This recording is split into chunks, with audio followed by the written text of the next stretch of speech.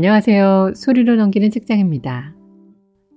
지금까지 셰익스피어의 고전명작 시리즈 5편을 여러분과 함께 나누어왔습니다.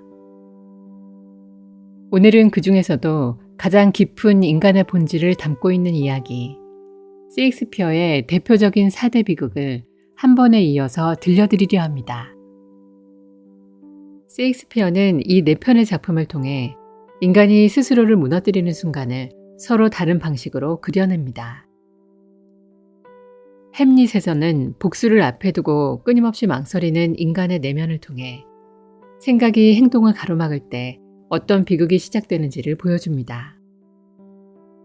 맥베스에서는 아직 일어나지 않은 미래에 대한 욕망이 한 사람을 어떻게 점점 파괴해 가는지를 그려내며 욕망이 현실을 앞지르는 순간의 위험을 말합니다. 오셀로에서는 사랑이라는 가장 강한 감정이 의심이라는 작은 균열로 무너져 내리는 과정을 통해 인간이 얼마나 쉽게 진실을 왜곡하는지를 보여줍니다. 그리고 마지막 리어 왕에서는 잘못된 판단과 선택이 쌓여 되돌릴 수 없는 결과로 이어지는 과정을 통해 인간이 진실을 깨닫는 순간은 왜 늘 모든 것을 잃은 뒤인지를 묻습니다. 그렇다면 이 모든 이야기를 남긴 셰익스피어는 과연 어떤 사람이었을까요?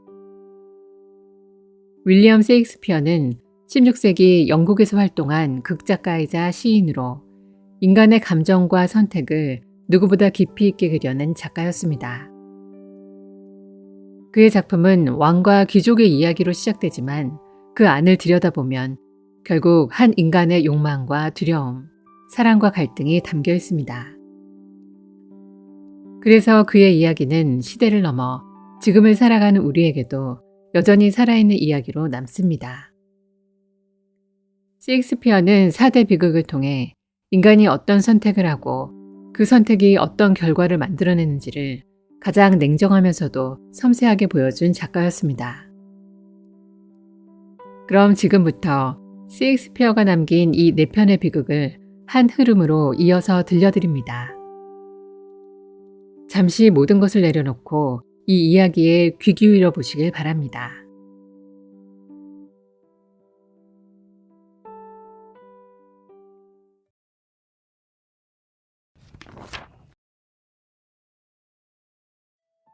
(16세기) 말 북유럽의 나라 덴마크. 어느 추운 밤 덴마크의 에시노어 성 높은 성벽 위에서 경비병들이 밤을 지키고 있었습니다. 최근 덴마크 왕국에는 보이지 않는 긴장이 흐르고 있었습니다. 덴마크와 오랜 숙적 관계에 있던 노르웨이의 왕자 포틴브라스가 아버지의 잃어버린 영토를 되찾기 위해 군대를 모으고 있다는 소식이 덴마크 궁정에 전해지고 있었기 때문입니다. 전쟁의 기운이 서서히 다가오고 있던 그 불안한 밤, 성벽 위에서는 또 다른 이상한 일이 벌어지고 있었습니다. 바로 얼마 전 세상을 떠난 덴마크 왕의 모습과 똑같은 유령이 밤마다 성벽 위에 나타나고 있었던 것입니다. 그날 밤도 그 유령은 다시 나타났습니다. 갑옷을 입은 채 말없이 서 있는 그 모습은 분명히 얼마 전 세상을 떠난 덴마크 왕과 똑같았습니다. 놀란 병사들은 이 사실을 왕자의 친구 호레이쇼에게 알렸습니다. 그리고 그 소식은 곧 덴마크의 왕자 햄릿에게 전해졌습니다. 햄릿은 아버지의 죽음을 아직도 받아들이지 못하고 있었습니다. 더 큰 충격은 그의 어머니 거트루드 왕비가 남편이 죽은 지 얼마 지나지 않아 왕의 동생 클로디어스와 결혼해버렸다는 사실이었습니다. 햄릿은 깊은 슬픔 속에서 말했습니다. 이 세상은 얼마나 더럽고 썩어버렸는가. 그날 밤 햄릿은 성벽 위로 올라갔습니다. 그리고 마침내 그 유령을 마주하게 됩니다. 유령은 바로 그의 아버지였습니다.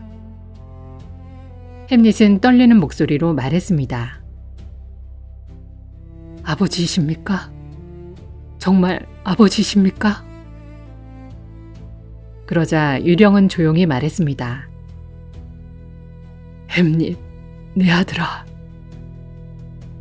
그리고 햄릿에게 충격적인 진실을 말합니다. 나는 독사에게 물려 죽은 것이 아니다. 햄릿의 눈이 크게 흔들렸습니다. 유령은 말했습니다.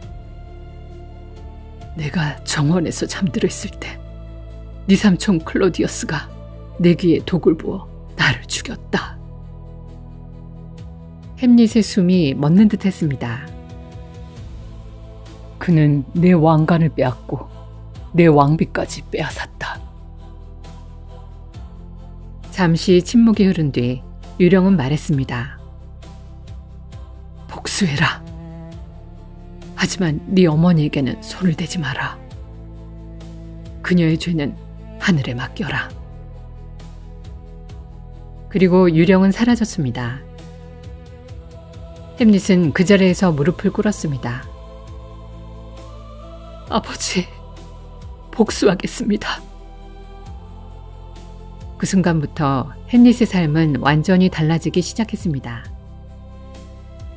그러나 햄릿은 곧 깨닫게 됩니다. 왕을 죽였다는 증거는 아무것도 없다는 것을. 그리고 그 사실이 자신의 생명까지 위협할 수 있다는 것을. 그래서 그는 한 가지 계획을 세웁니다. 미친 척하기로 한 것입니다. 햄릿의 이상한 행동은 곧 성 안에 퍼졌습니다. 왕 클로디어스는 점점 불안해졌습니다. 햄릿이 무언가를 알고 있다는 느낌이 그를 괴롭히기 시작했습니다. 한편 햄릿에게는 한 여인이 있었습니다. 지상의 딸 오피리아였습니다. 햄릿은 그녀를 사랑하고 있었지만 이제 그의 삶은 복수와 의심 속으로 빠져들고 있었습니다. 어느 날 햄릿은 오피리아에게 차갑게 말합니다. 수녀원으로 가시오. 결혼 같은 것은 하지 않는 것이 좋소. 그 말은 오피리아의 마음을 산산이 부수었습니다. 하지만 햄릿은 그녀를 멀리해야만 했습니다. 자신이 걸어가고 있는 길이 얼마나 위험한 길인지 알고 있었기 때문입니다.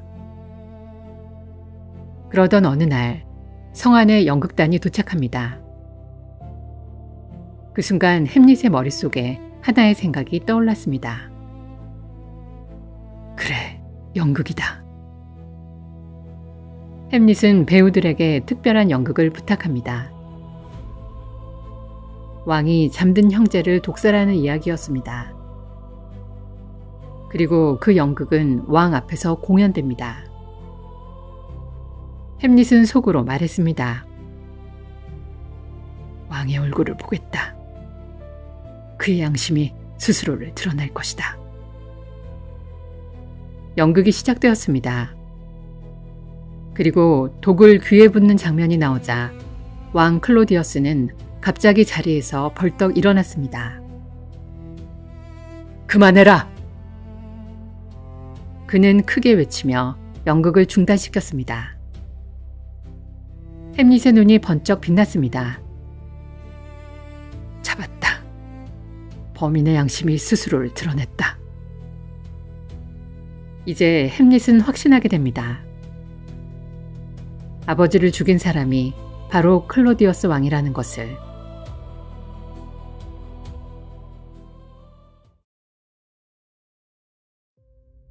왕의 죄를 확인한 햄릿. 하지만 복수는 아직 이루어지지 않았습니다. 그의 마음속에는 여전히 깊은 갈등이 남아 있었습니다. 어느 조용한 밤, 햄릿은 혼자 생각에 잠깁니다. 그리고 낮게 중얼거립니다. 사느냐, 죽느냐, 그것이 문제로다. 가혹한 운명의 돌팔매와 화살을 묵묵히 견디는 것이 더 고귀한가? 아니면 고통의 바다에 맞서 싸워 그것을 끝내는 것이 더 나은가? 햄릿은 고개를 들어 어둠 속 성을 바라봅니다. 덴마크 왕국에는 이미 무언가 썩어버린 것이 있다. 그리고 그는 마침내 결심합니다. 진실을 마주하겠다고. 그날 밤 햄릿은 어머니의 방으로 불려갑니다. 왕비 거트루드는 아들의 이상한 행동에 대해 묻기 위해 그를 불러들인 것이었습니다. 하지만 그 방 안에는 한 사람이 더 숨어 있었습니다. 왕의 신하이자 오피리아의 아버지인 폴로니어스였습니다. 그는 커튼 뒤에 숨어 햄릿의 말을 엿듣고 있었습니다. 햄릿은 어머니에게 말합니다. 어머니, 어찌 이렇게 빨리 잊으셨습니까? 아버지가 돌아가신 지 얼마 되지도 않았는데 어찌 그분의 형제와 결혼하셨습니까? 왕비는 당황하며 말합니다. 햄릿, 그만하거라. 그때 커튼 뒤에서 무언가 움직이는 소리가 들렸습니다. 햄릿은 순간 외쳤습니다. 쥐다! 그리고 칼을 뽑아 커튼을 찔렀습니다. 그 안에서 쓰러진 사람은 왕이 아니었습니다. 폴로니어스였습니다. 햄릿은 잠시 멍하니 서 있었습니다. 내가 왕을 죽인 줄 알았는데. 이 사건은 덴마크 궁정을 완전히 뒤흔들어 놓았습니다. 폴로니어스의 딸 오피리아는 아버지의 죽음과 햄릿의 차가운 태도 속에서 점점 정신을 잃어가기 시작했습니다. 그녀는 성안을 떠돌며 알 수 없는 노래를 부르기 시작했습니다. 사랑은 어디로 갔나요? 그는 돌아오지 않아요. 사람들은 그녀가 미쳐버렸다는 것을 알게 됩니다. 그리고 얼마 뒤 슬픈 소식이 전해집니다. 오피리아가 강물에 빠져 죽었다는 것이었습니다. 그녀는 들꽃을 모으다가 강물 속으로 떨어졌다고 전해집니다. 어떤 사람들은 그녀가 스스로 죽음을 선택했다고 말했습니다. 이 소식은 프랑스에 있던 오피리아의 오빠 레어티지에게 전해졌습니다. 그는 분노에 가득 차 덴마크로 돌아옵니다. 누가 내 아버지를 죽였는가? 그리고 그는 왕에게 복수를 요구합니다. 왕 클로디어스는 이 상황을 이용하기로 합니다. 그는 레어티지에게 말했습니다. 햄릿이 네 아버지를 죽였다. 레어티지의 눈에 분노가 불타올랐습니다. 그러자 왕은 조용히 속삭였습니다. 결투를 하자. 그리고 더 음흉한 계획을 세웁니다. 레어티지의 칼끝에 독을 묻히는 것이었습니다. 또 하나의 준비도 했습니다. 만약 햄릿이 결투에서 이기더라도 죽게 만들기 위해 독이 든 술잔을 준비해둔 것입니다. 그리고 마침내 결투의 날이 찾아왔습니다. 햄릿은 조금 불안한 기분을 느끼고 있었습니다. 그의 친구 호레이쇼가 말합니다. 오늘 결투는 하지 않는 것이 좋겠네. 그러나 햄릿은 조용히 말했습니다. 모든 것은 운명이네. 그리고 잠시 생각한 뒤 이렇게 말합니다. 결국 중요한 것은 준비되어 있는 것이다. 준비되어 있는 것이 전부다. 그리고 결투가 시작되었습니다. 두 사람의 칼이 빠르게 부딪히기 시작했습니다. 첫 번째 승부. 햄릿이 레어티지에게 점수를 따냈습니다. 왕은 웃으며 말했습니다. 햄릿에게 술을 주어라. 그리고 독이 든 술잔을 내밀었습니다. 하지만 그 순간 왕비 거트루드가 말했습니다. 아들이 이겼구나. 그리고 그 술잔을 들어 마셔버립니다. 왕은 놀라 외쳤습니다. 마시지 마시오. 하지만 이미 늦었습니다. 결투는 계속되었습니다. 이번에는 레어티즈의 칼이 햄릿의 몸을 스쳤습니다. 독이 묻은 칼이었습니다. 그리고 싸움 중 두 사람의 칼이 뒤섞이며 햄릿이 레어티즈의 칼을 빼앗게 됩니다. 그리고 그 칼로 레어티즈를 찔렀습니다. 레어티즈는 쓰러지며 말합니다. 왕이 우리를 속였다. 칼에도 독이 있고 술에도 독이 있다. 햄릿은 그 말을 듣고 왕을 바라봤습니다. 그리고 마침내 외쳤습니다. 이 독을 네가 마셔라. 햄릿은 왕을 찔렀습니다. 그리고 독이 든 술잔을 왕의 입에 들이부었습니다. 클로디어스 왕은 그 자리에서 쓰러졌습니다. 하지만 햄릿 역시 이미 독에 중독되어 있었습니다. 그는 점점 힘이 빠져 바닥에 앉았습니다. 그리고 친구 호레이쇼에게 말했습니다. 내 이야기를 세상에 전해주게. 그리고 마지막 숨을 내쉬며 말했습니다. 나머지는 침묵이다. 그리고 덴마크의 왕자 햄릿은 죽었습니다. 그때 성문 밖에서 군대의 발소리가 들려옵니다. 노르웨이의 왕자 포틴브라스가 군대를 이끌고 에시노어 성으로 들어온 것입니다. 성 안에는 비극의 흔적만이 남아 있었습니다. 왕과 왕비, 레어티즈와 햄릿까지 모두가 쓰러져 있었습니다. 포틴브라스는 그 광경을 바라보며 말합니다. 이 왕자는 왕이 될 자격이 있는 사람이었다. 그는 조용히 명령합니다. 햄릿 왕자를 왕의 예로 장례를 치르도록 하라. 그의 이야기는 명예롭게 전해져야 한다. 그리고 그렇게 덴마크의 왕위는 노르웨이의 왕자 포틴브라스에게 넘어가게 됩니다.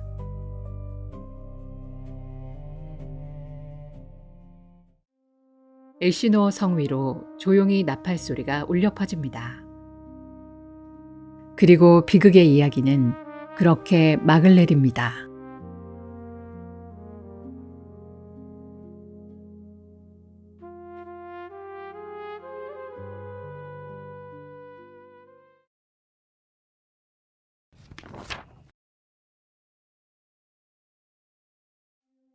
이야기는 11세기 스코틀랜드의 황량한 들판에서 시작됩니다. 당시 스코틀랜드는 노르웨이 군대와 반란군의 침략으로 큰 전쟁을 치르고 있었습니다. 그 전쟁에서 가장 눈부신 공을 세운 장군이 있었습니다. 바로 맥베스였습니다. 맥베스는 전투에서 반란군의 우두머리를 직접 쓰러뜨리고 노르웨이 군대를 격퇴하는데 결정적인 공을 세웁니다. 그 용맹함 때문에 덩컨 왕은 그를 크게 신뢰하고 있었습니다. 전쟁이 끝난 뒤 맥베스는 친구이자 전우인 벤코와 함께 전장에서 돌아오는 길이었습니다.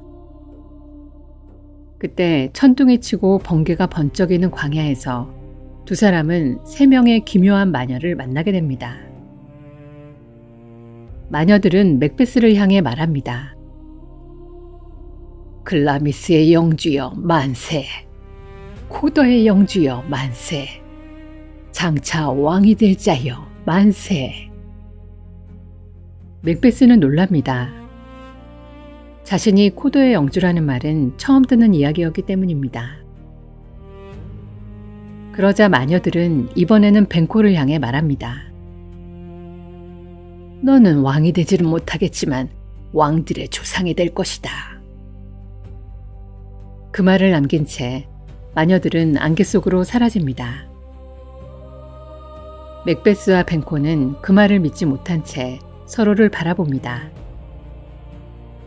그러나 얼마 지나지 않아 덩컨 왕의 사자가 도착합니다. 왕은 전공을 세운 맥베스에게 코도 영주의 자기를 내립니다. 마녀의 첫 번째 예언이 현실이 된 것입니다. 맥베스의 마음속에는 위험한 생각이 자라기 시작합니다. 그는 마녀들의 예언과 코도 영주의 자기를 받은 사실을 아내에게 알립니다. 그런데 얼마 지나지 않아 스코틀랜드의 왕 덩컨이 맥베스의 성을 방문하겠다는 소식이 전해집니다. 왕은 전쟁에서 큰 공을 세운 맥베스를 직접 치하하기 위해 그의 성에 머무르기로 한 것이었습니다. 이 소식을 들은 맥베스 부인은 남편의 편지를 다시 떠올립니다.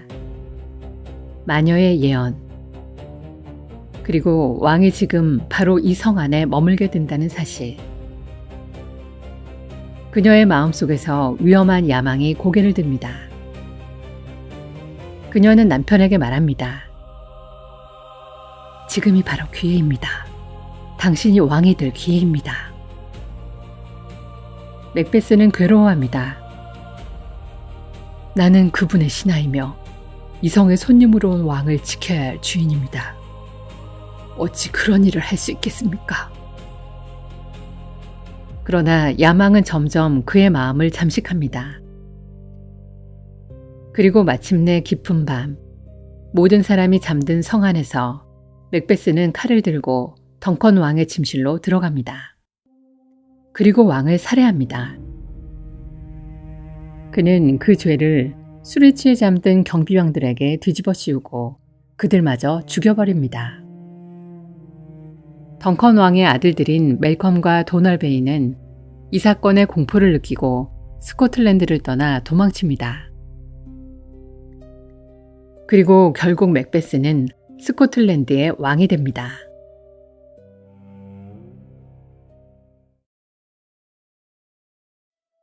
그러나 왕자에 오른 순간부터 맥베스의 마음에는 평화가 사라집니다. 마녀의 또 다른 예언 때문입니다. 벤코의 자손이 왕이 될 것이다. 맥베스는 친구였던 벤코를 두려워하기 시작합니다. 결국 그는 암살자들을 보내 벤코와 그의 아들 플리언스를 죽이도록 합니다. 벤코는 살해당하지만 플리언스는 가까스로 도망칩니다. 그날 밤 연회에서 맥베스는 갑자기 몸을 떱니다. 그의 눈앞에 피투성이가 된 벤코의 유령이 나타난 것입니다. 맥베스는 공포에 질려 허공을 향해 외칩니다. 가라! 내 눈앞에서 사라져라! 제발 나를 괴롭히지 마라! 그러나 다른 사람들의 눈에는 아무것도 보이지 않습니다. 사람들은 왕이 허공을 향해 소리를 지르는 모습을 당황스럽게 바라봅니다. 맥베스 부인은 어색해진 분위기를 수습하려 하지만 결국 연회는 서둘러 끝나고 맙니다. 한편 맥베스가 왕이 된 뒤부터 맥베스 부인의 마음도 점점 무너지기 시작합니다. 그녀는 밤마다 잠결에 일어나 손을 문지르며 중얼거립니다. 이 피가 아직도 묻어있어. 지워지지 않아. 나가라, 나가라. 이 저주받은 얼루가. 왕을 죽인 그날 밤의 기억이 그녀를 끝없이 괴롭히고 있었던 것입니다. 끝없는 죄책감과 광기 속에서 맥베스 부인은 결국 스스로 목숨을 끊고 맙니다. 그 소식을 들은 맥베스는 잠시 침묵합니다. 그리고 허무한 목소리로 말합니다. 내일, 그리고 또 내일, 그리고 또 내일. 시간은 이렇게 하루하루 느리게 기록하며 마지막 기록된 순간까지 이어진다. 우리의 모든 어제는 어리석은 인간들에게 죽음으로 가는 길을 비춰주었을 뿐이다. 꺼져라, 꺼져라, 짧은 촛불이여. 인생이란 걸어다니는 그림자에 불과하다. 맥베스는 다시 마녀들을 찾아갑니다. 마녀들은 새로운 예언을 남깁니다. 파이프의 영주 맥더프를 경계하라. 여인이 낳은 자는 맥베스를 해치지 못한다. 버남의 숲이 던시네인으로 움직여오지 않는 한 맥베스는 패배하지 않는다. 맥더프는 파이프의 영주이자 스코틀랜드의 귀족으로 정의롭고 용감한 인물이었습니다. 그는 덩컨 왕의 죽음을 의심하고 맥베스의 폭정을 경계하기 시작합니다. 맥더프는 결국 덩컨 왕의 아들 멜컴 왕자를 돕기 위해 잉글랜드로 떠납니다. 이를 알게 된 맥베스는 잔혹한 명령을 내립니다. 맥더프의 성을 습격해 그의 아내와 어린 아이들까지 모두 죽여버린 것입니다. 이 사건은 맥더프의 마음속에 타오르는 복수심을 남깁니다. 마침내 멜컴 왕자와 맥더프는 잉글랜드의 지원을 받아 군대를 이끌고 스코틀랜드로 돌아옵니다. 군사들은 버남 숲의 나뭇가지를 꺾어 몸을 가리고 진군합니다. 멀리서 그 모습을 본 병사들이 놀라 외칩니다. 숲이 움직이고 있습니다. 버남의 숲이 던시네인으로 오고 있습니다.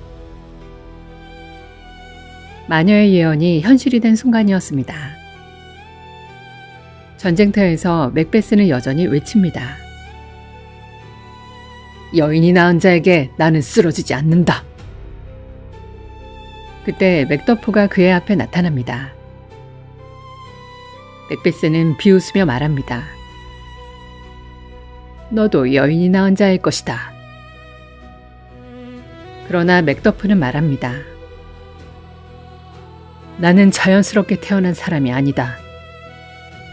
어머니의 배를 가르고 태어났다. 마녀의 예언은 마침내 그 의미를 드러냅니다.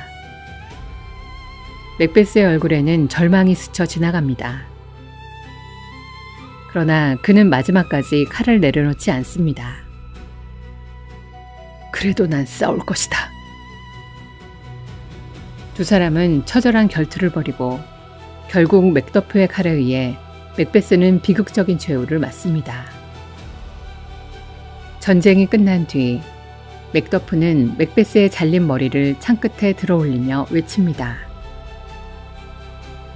복군은 죽었다. 그날 덩컨 왕의 아들 멜컴은 스코틀랜드의 새로운 왕으로 즉위합니다. 오랜 혼란 끝에 스코틀랜드에는 다시 질서가 돌아옵니다. 그러나 그 왕자 아래에는 피로 물든 한 시대의 비극이 조용히 남아 있었습니다.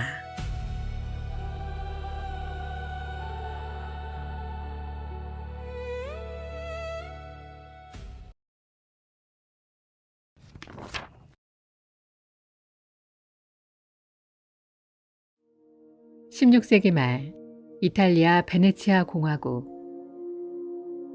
지중해를 지배하던 이 도시는 부와 권력, 그리고 수많은 사람들이 모여드는 번영의 중심지였습니다. 그곳에는 한 장군이 있었습니다. 그의 이름은 오셀로. 그는 무어인이었지만 탁월한 전쟁 능력으로 베네치아 군대를 이끄는 장군이 된 인물이었습니다.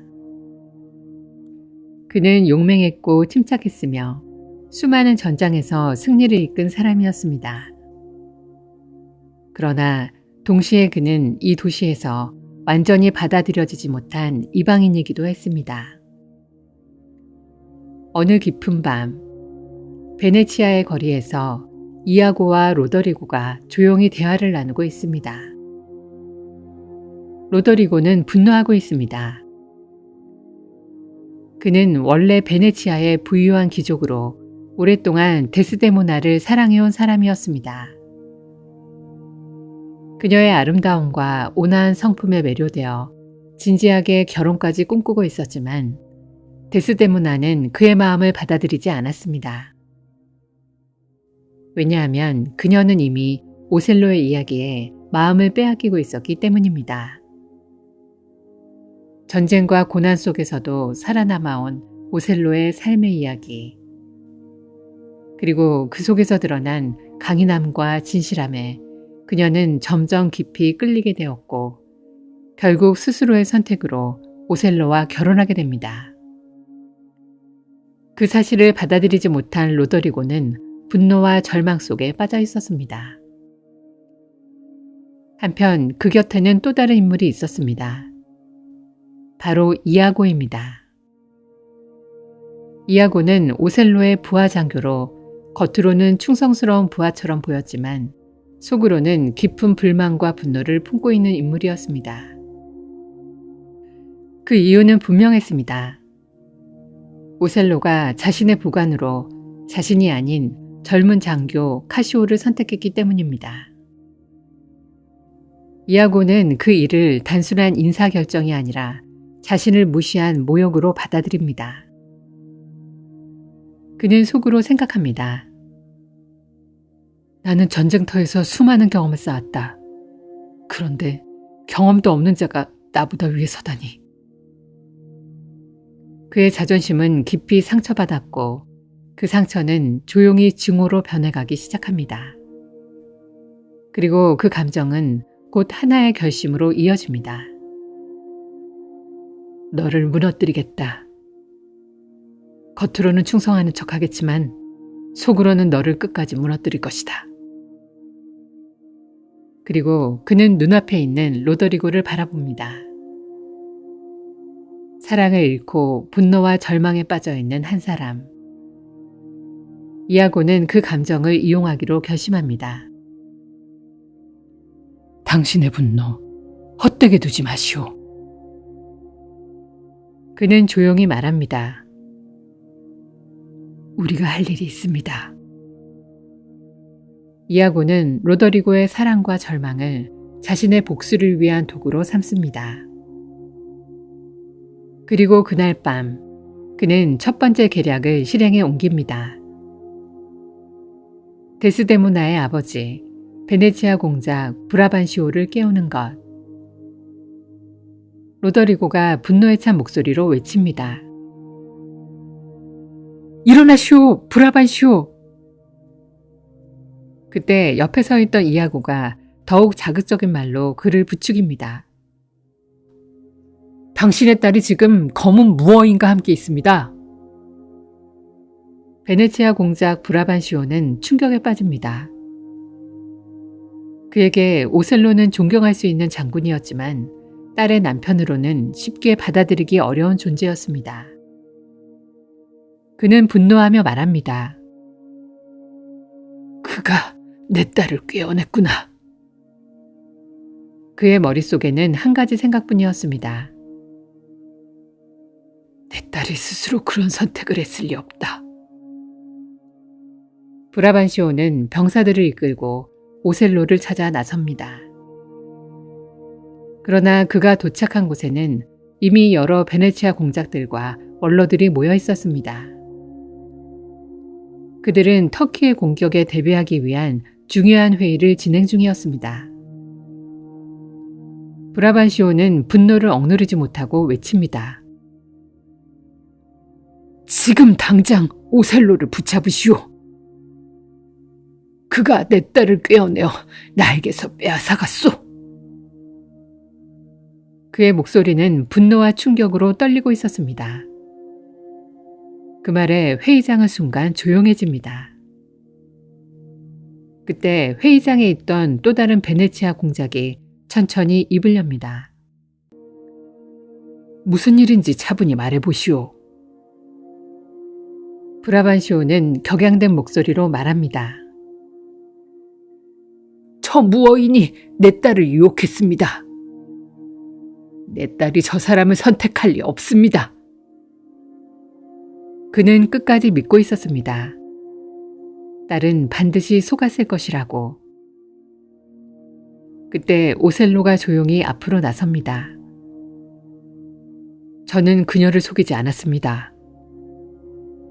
그의 목소리는 차분하고 흔들림이 없었습니다.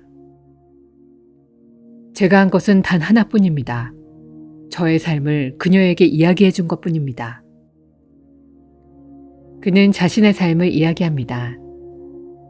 전쟁과 포로 생활, 죽음과 맞닿아 있던 순간들, 그리고 그 모든 것을 견디며 살아온 시간들. 저는 제가 살아온 삶을 있는 그대로 이야기했습니다. 그리고 그는 잠시 말을 멈춥니다. 그녀는 그 이야기를 들으며 눈물을 흘렸습니다. 그때 데스데모나가 앞으로 나섭니다. 아버지. 그녀의 목소리는 조용하지만 분명했습니다. 저는 오셀로를 사랑합니다. 그녀는 흔들리지 않습니다. 그가 겪어온 삶을 이해하게 되었고 그 삶을 살아온 그 사람을 사랑하게 되었습니다. 그의 용기와 그가 견뎌온 시간들을 저는 사랑합니다. 잠시 침묵이 흐른 뒤 회의장에 있던 또 다른 베네치아 공작이 말합니다. 이것은 속임이 아니요. 이것은 사랑이요. 그는 두 사람의 결혼을 인정합니다. 브라반시오는 더 이상 말을 잇지 못합니다. 그는 자신의 딸을 바라봅니다. 그의 눈에는 분노와 슬픔이 함께 담겨 있습니다. 그리고 천천히 말합니다. 나는 내 딸을 잃었구나. 그는 돌아서며 오셀로에게 조용히 말합니다. 내 딸이 아버지를 속였다면 언젠가 너도 속일 것이다. 그 말은 그 순간에는 단순한 분노의 말처럼 들렸지만 조용히 오셀로의 마음 깊은 곳에 남게 됩니다. 그리고 그 말은 보이지 않는 곳에서 작은 불신의 씨앗이 되어 시간이 지날수록 조금씩 자라나게 됩니다. 그렇게 사랑으로 시작된 이 이야기는 이제 서서히 돌이킬 수 없는 방향으로 흘러가기 시작합니다.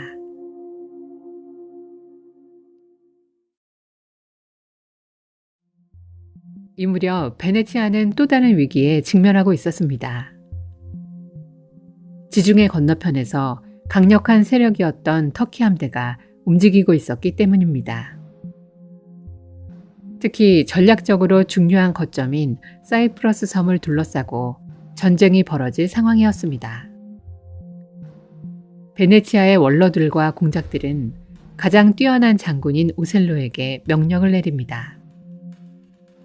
사이프러스 섬으로 향하시오. 그곳을 지키고 터키의 공격으로부터 베네치아를 방어하시오. 오셀로는 그 명령을 받아 군대를 이끌고 떠납니다. 데스데모나 역시 그를 따라갑니다.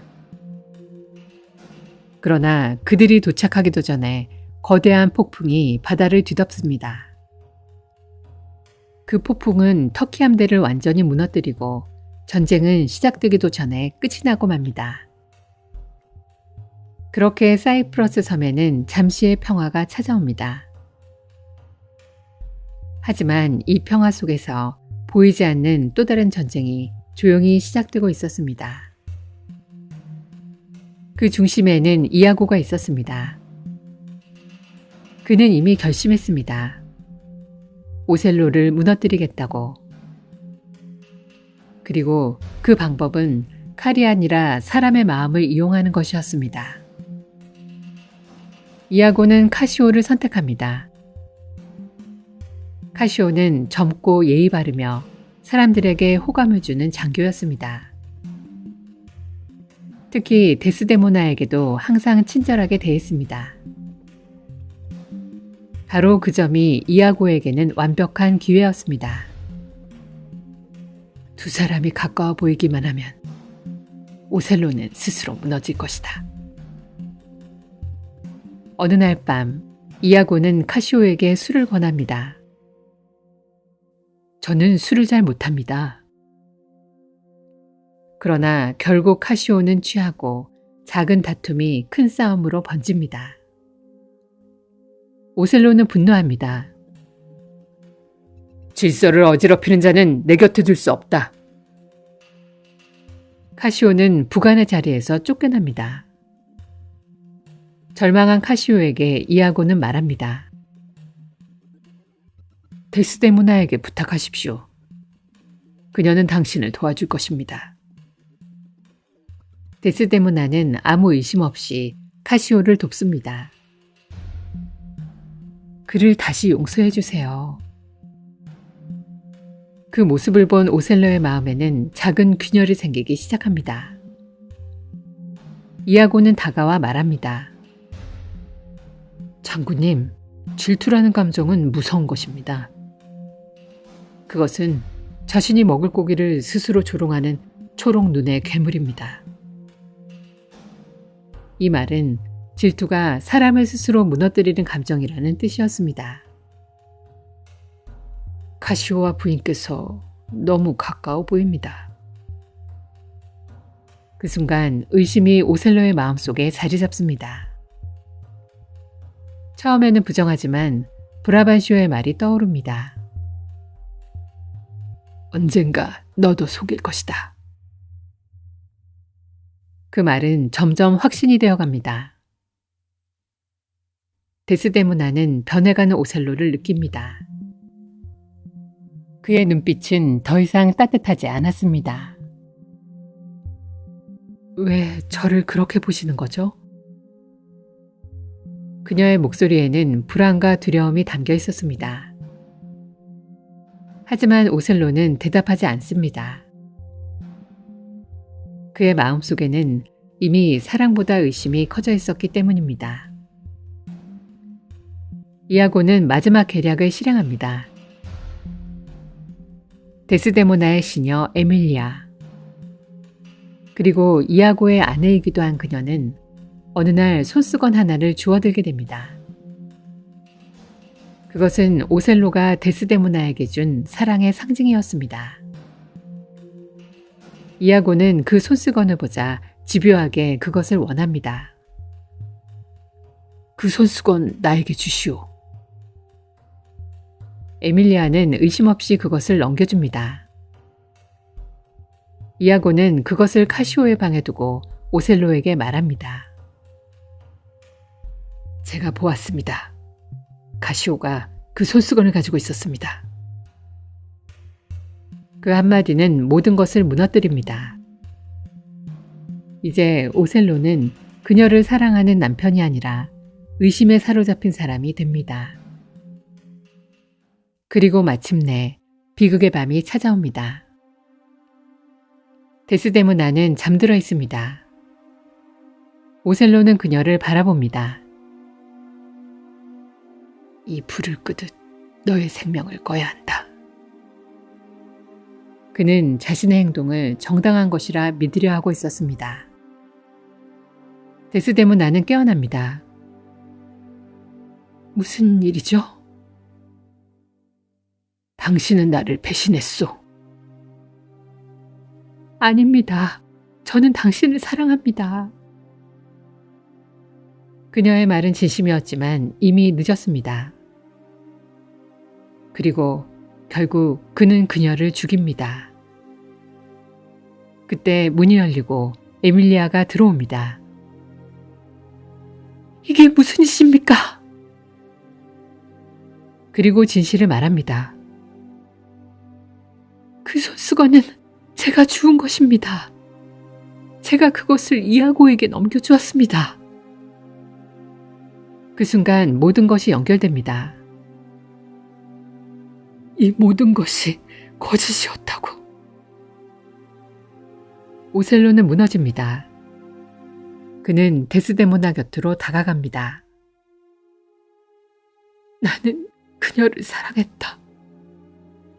그러나 나는 지혜롭게 사랑하지 못했다. 그는 무릎을 꿇고 그녀를 바라봅니다. 한 번만 더, 단 한 번만 더, 마지막으로 내가 당신을 사랑했던 그 순간으로 돌아갈 수 있다면. 그는 데스데모나에게 입을 맞춥니다. 이 입 맞춤 속에서 나는 죽겠다. 그는 칼을 꺼냅니다. 가장 큰 적은 나 자신이었다. 그는 자신의 가슴을 찌릅니다. 몸이 무너져 그녀의 곁으로 쓰러집니다. 내가 당신을 사랑했기 때문에 그래서 당신을 잃고 말았어. 그의 목소리는 점점 사라지고 오셀로는 그녀의 곁에서 숨을 거둡니다. 그렇게 한 사람의 사랑은 질투에 의해 무너지고 그 사랑은 결국 비극으로 끝나게 됩니다.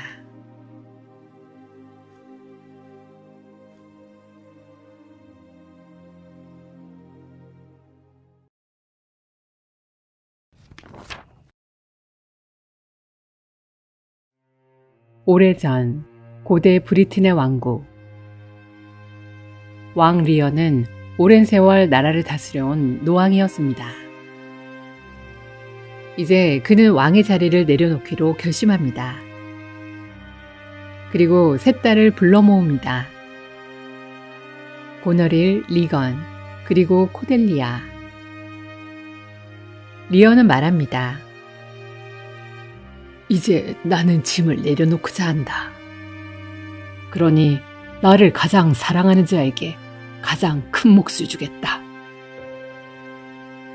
그 말은 사랑을 나누는 말처럼 보였지만 사실은 사랑을 시험하는 말이었습니다. 먼저 큰딸 고너릴이 나섭니다. 아버지, 저는 제 말로 다 표현할 수 없을 만큼 아버지를 사랑합니다. 제 삶의 모든 기쁨과 숨결이 아버지를 위한 것입니다. 리어는 만족합니다.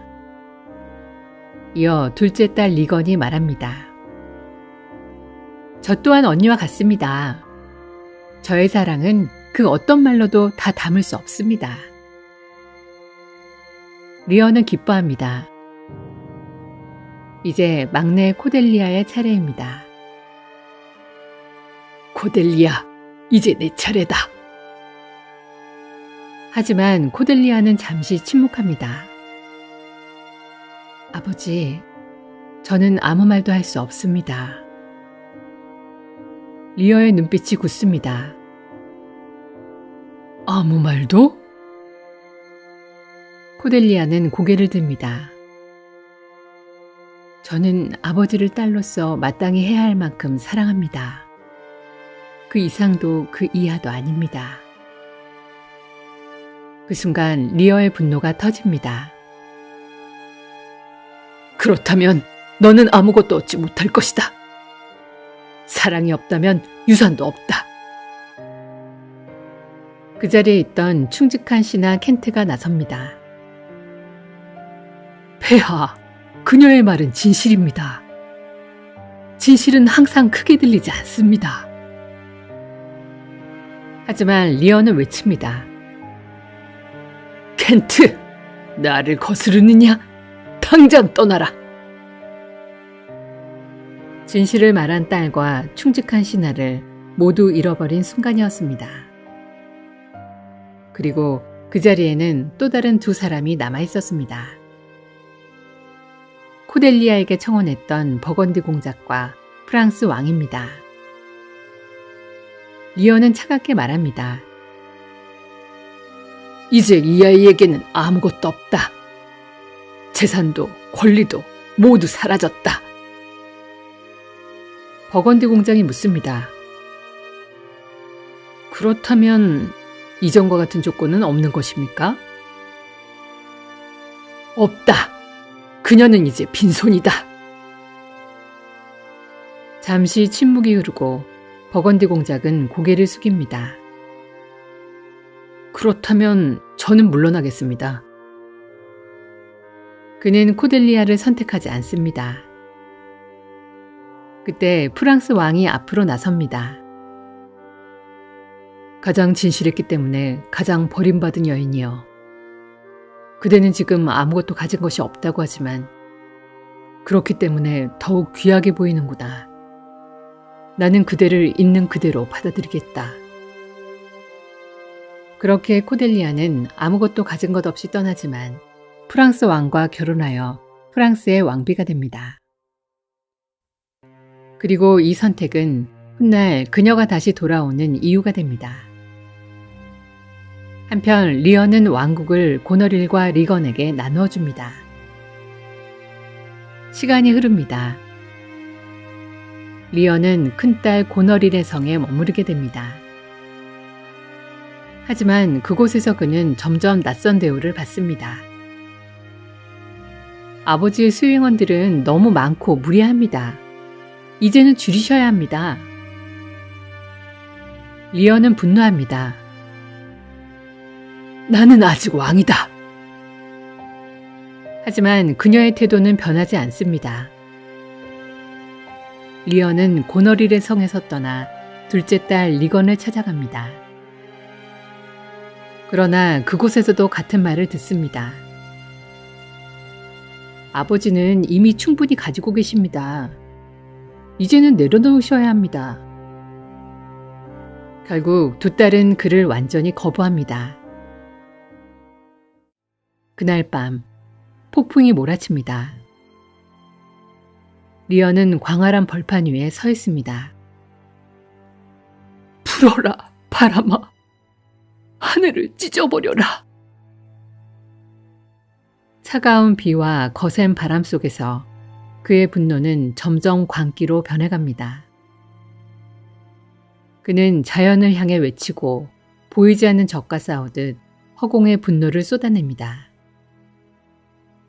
그 곁에는 여전히 한 사람이 남아 있습니다.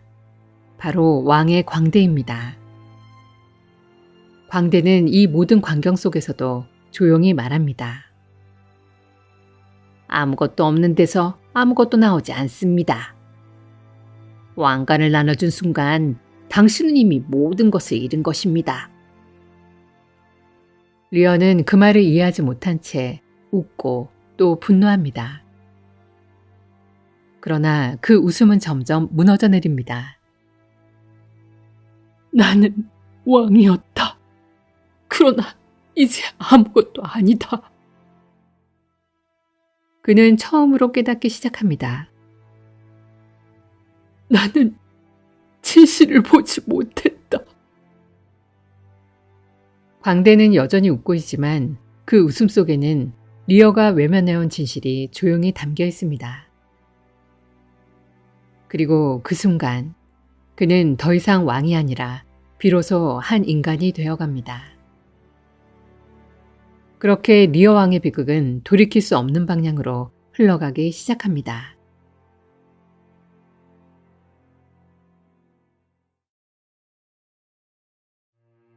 한편 리어 왕의 신하 귀족 글로스터. 그의 가문에서도 또 하나의 비극이 시작되고 있었습니다. 그에게는 두 아들이 있었습니다. 정식 아들 에드거, 그리고 사생아 에드먼드.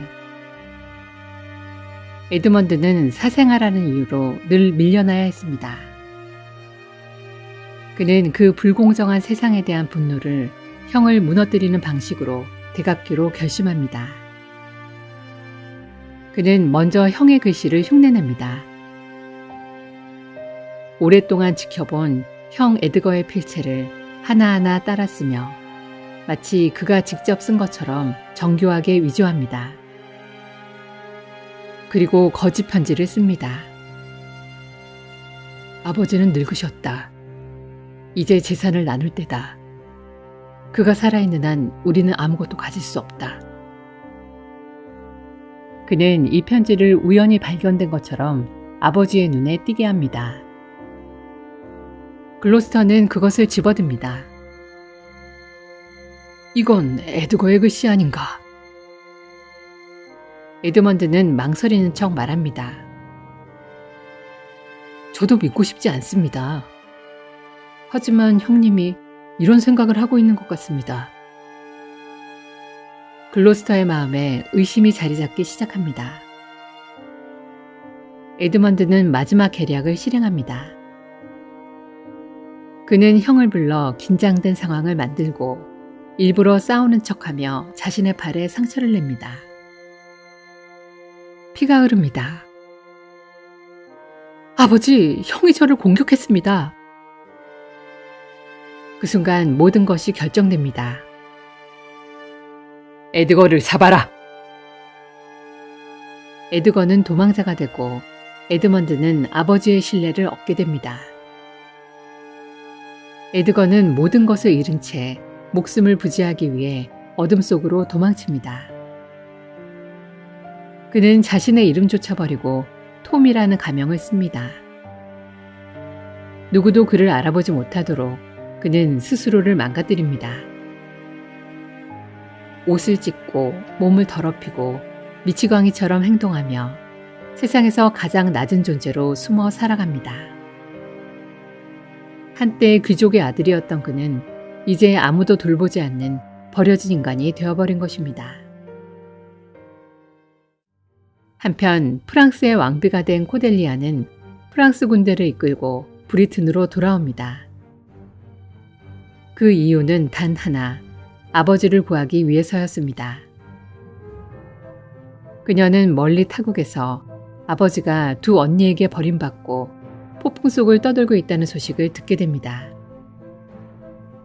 권력을 내려놓은 왕이 아무도 돌보지 않은 채 고통 속에 있다는 사실을 알게 된 것입니다.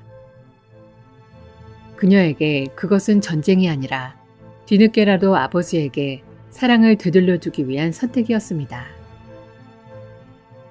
그녀는 광기에 빠진 리어를 찾아갑니다. 아버지. 리어는 떨리는 목소리로 말합니다.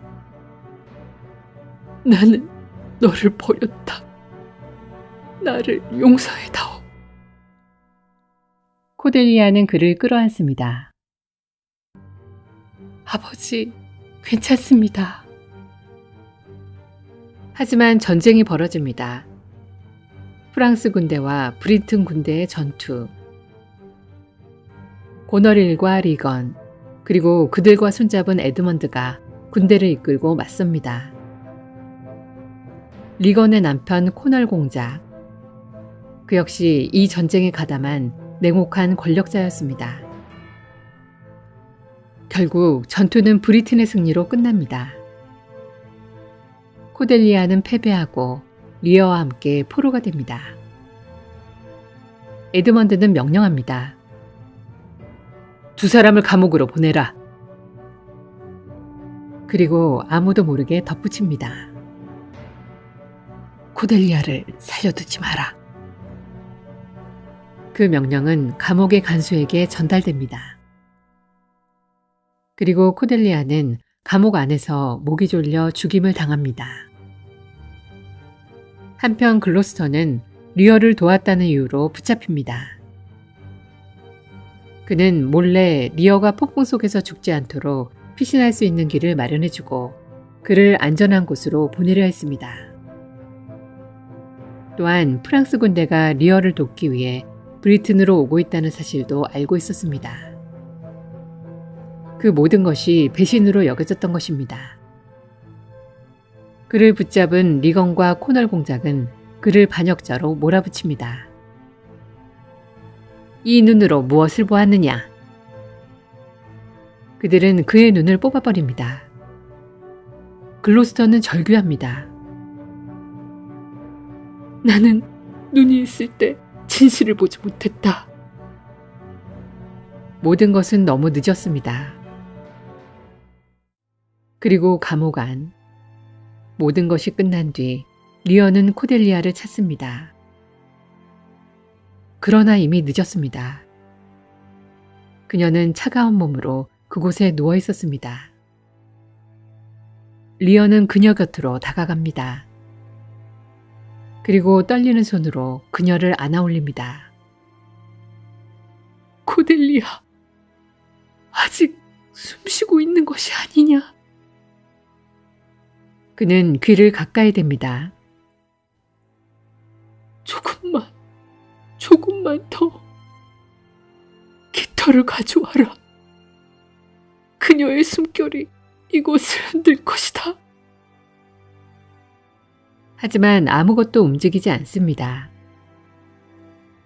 그 순간 그는 깨닫습니다. 자신이 너무 늦게 진실을 알았다는 것을. 그는 그 자리에 주저앉습니다. 왜 아무 말도 하지 않느냐? 나는 너를 사랑했다. 그는 딸의 얼굴을 바라본 채 조용히 천천히 숨을 놓습니다. 그의 죽음은 전쟁도 병도 아니었습니다. 그는 자신의 선택이 만든 끝을 직접 마주한 채 그 슬픔 속에서 무너져 내린 것이었습니다. 결국 리어 왕의 그 한 번의 잘못된 선택은 되돌릴 수 없는 비극으로 끝나게 됩니다.